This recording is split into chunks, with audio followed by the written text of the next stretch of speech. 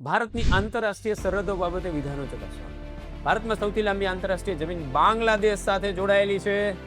બાંગ્લાદેશની સરહદ સાથે ભારતમાં 5 જેટલા રાજ્યો પશ્ચિમ બંગાળ, અસમ, મેઘાલય, ત્રિપુરા અને મિઝોરમ જોડાયેલા છે. કયા વિધાન સાચા? શું સાચું છે?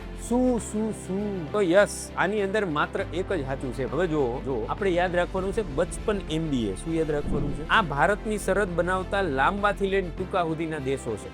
સૌથી વધારે 4000 કિલોમીટરની બોર્ડર ધરાવે છે બાંગ્લાદેશ. કયું? બાંગ્લાદેશ. ચ ફોર ચીન. બીજા નંબરે ચીન સાથે ભારતની સૌથી વધારે બોર્ડર છે. કેટલી? ચીન સાથે.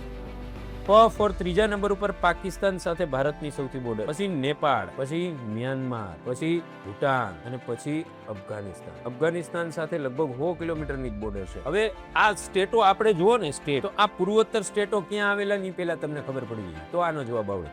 વચ્ચોવચ આસામ આવેલું છે. શું છે? વચ્ચોવચ આસામ. સૌથી ઉપર અરુણાચલ પ્રદેશ છે, પછી નાગાલેન્ડ છે, પછી મણિપુર છે, પછી મિઝોરમ છે, પછી ત્રિપુરા છે, અહીંયા મેઘાલય છે. હવે ક્યાં મિઝોરમ અને ક્યાં બાંગ્લાદેશ? સાહેબ એકે બાજુ મેળ ખાય છે તો એમ મિઝોરમ ન આવી શકે. શું આવે? મિઝોરમ ન હોય, બરાબર ને? મિઝોરમની બોર્ડર તો મિઝોરમ તો છે અહીંયા છે સ્ટેટ આવ્યો, બાંગ્લાદેશ છે અહીંયા એવું કંઈ, બરાબર ને? યસ, તો આની અંદર મેઘાલય, ત્રિપુરા, અસમ, પશ્ચિમ બંગાળ બરાબર છે.